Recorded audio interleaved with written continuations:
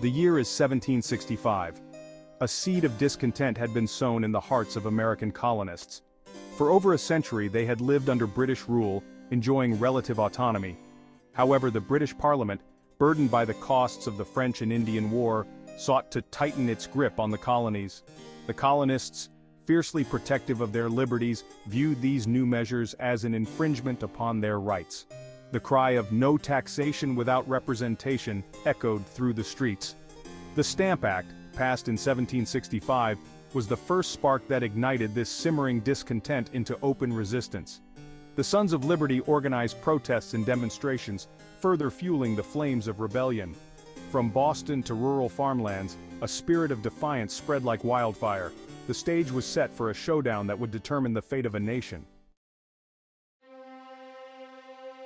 The years following the Stamp Act were marked by provocative acts by the British Parliament and defiant responses from the American colonists.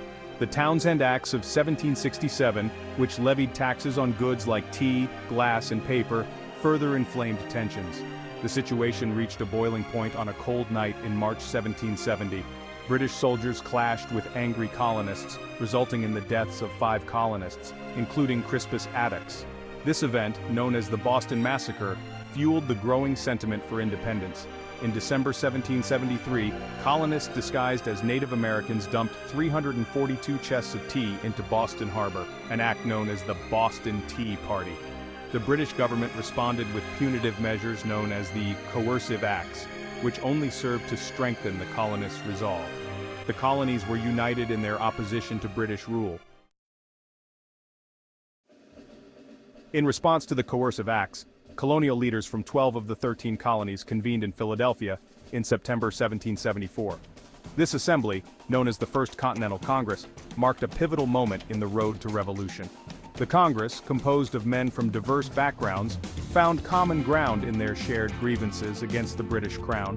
The delegates, including John Adams, George Washington, and Patrick Henry, engaged in intense debate and deliberation. They drafted a Declaration of Rights and Grievances, asserting their rights as Englishmen. While still professing loyalty to the king, the Congress called for a boycott of British goods and the formation of militias. The seeds of a unified resistance had been sown. The British government dismissed the Congress as an illegal assembly. The stage was set for a confrontation that would determine the fate of a continent. In April 1775, tensions between the colonies and Great Britain erupted into open warfare. British troops, dispatched from Boston to seize colonial military supplies in Concord, Massachusetts, were met with resistance from colonial militiamen at Lexington Green.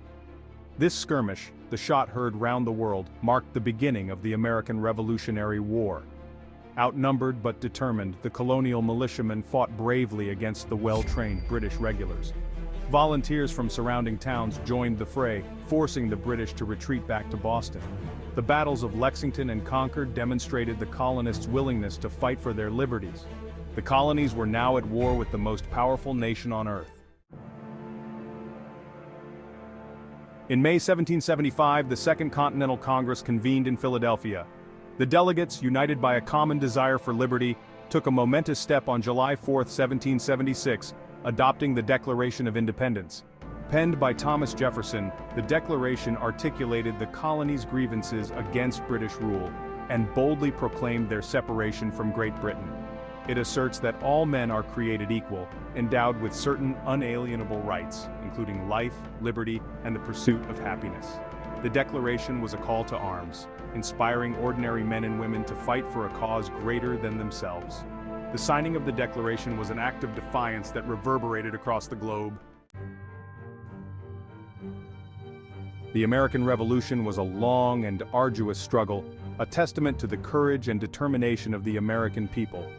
Outnumbered and outgunned, the Continental Army, led by General George Washington, faced a formidable foe in the British Army. The early years of the war were marked by setbacks and defeats for the Continental Army. Washington's troops, often lacking adequate supplies, endured harsh winters and suffered heavy casualties. Yet, their spirit never wavered. They believed in their cause and their leader. The Continental Army grew stronger and more determined with each passing battle. Ordinary men and women contributed to the cause, sustaining the Continental Army through the darkest hours of the war. The American Revolution was not just a military conflict, it was a people's war. The tide of the war began to turn in favor of the Americans with a decisive victory at the Battle of Saratoga in October 1777. This victory, which saw British General John Burgoyne surrender his entire army to American General Horatio Gates, proved to be a turning point in the war. It boosted American morale and proved to the world that the Continental Army was a force to be reckoned with. It also convinced France to formally recognize the United States and enter the war as an American ally. French support proved crucial, providing financial aid, military supplies, and naval support. The victory at Saratoga inspired other European powers to join the conflict against Great Britain. This newfound support from powerful European allies tilted the balance of power in favor of the Americans. In the fall of 1781, the American and French forces achieved a decisive victory at Yorktown, Virginia, effectively sealing the fate of the British Army in America. The siege of Yorktown trapped British General Charles Cornwallis and his army, forcing them to surrender. The victory at Yorktown was the culmination of years of struggle and sacrifice. It was a testament to the perseverance and resilience of the Continental Army and the unwavering support of the American people. The British, defeated and demoralized, began to withdraw from American soil. The war for independence was nearing its end. The colonies had proven their mettle and secured their place among the nations of the world. The victory at Yorktown marked a turning point in world history. On September 3, 1783, the Treaty of Paris was signed, formally ending the American Revolutionary War and recognizing the independence of the United States of America. The treaty, negotiated by John Adams, Benjamin Franklin, and John Jay, secured for the newly formed nation everything it had fought for: freedom, sovereignty, and recognition on the world stage. The Treaty of Paris